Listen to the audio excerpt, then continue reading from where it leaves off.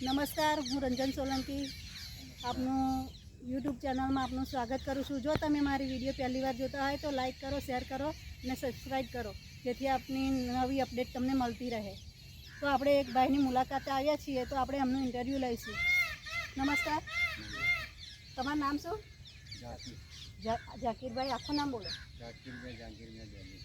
બરાબર। આ ગામ કયું લાગે?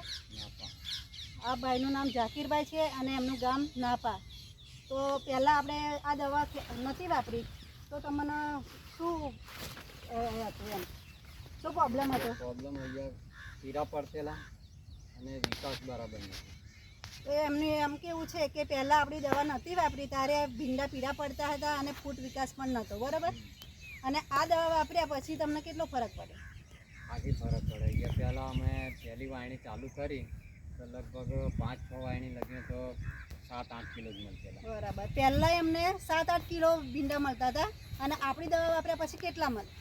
અમારી દવા વાપરી કે પછી આપણે ભીંડાનું આકાર સારું થયું, 7 મણ 8 મણ।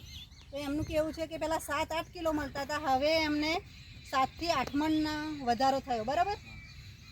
તો પછી આ દવા તમે શું કહેવા માગો? આજુબાજુ બધા વાપરવી જોઈએ કે ના વાપરવી જોઈએ? વાપરવી જોઈએ। તો હું દવા વિશે માહિતી આપીશ। તો આ છે ભૂમિ પરિવર્તન, જે જમીનમાં આપવાની આવે છે। તો તમામ ખાતરનો કન્ટેન આમાં અંદર નાખેલા જ છે, તો ભીંડાને છેક સુધી લીલા રાખશે।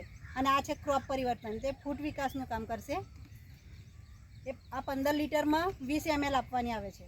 અને જ્યારે આ છે બ્લૂમ ફાસ્ટ, તે ફૂલ જવાનું કામ કરે છે। એક ફૂલ પણ ગરવા નથી દેતું અને ફૂલ ગરે નહીં અને ફળનો વિકાસ કરે છે। અને આ છે આપણી બાસી। તો આ વાપરવાથી ધારો કે દવા છાંટ્યા પછી અડધો કલાક પછી વરસાદ પડે કે તાપ પડે, તડકો પડે તો ભીંડાને અસર થવા દેતી નથી, બરાબર? તે માટે આ એનું રક્ષણ કરે છે। તો આ દવા બધાને વાપરવી જોઈએ। જો તમે મારી વિડીયો પહેલી વાર જોતા હોય તો હજુ પણ કહું છું કે લાઇક, શેર અને સબસ્ક્રાઈબ કરો। અને તમે ઇન્ટરવ્યૂ આપવા બદલ ખૂબ ખૂબ ધન્યવાદ।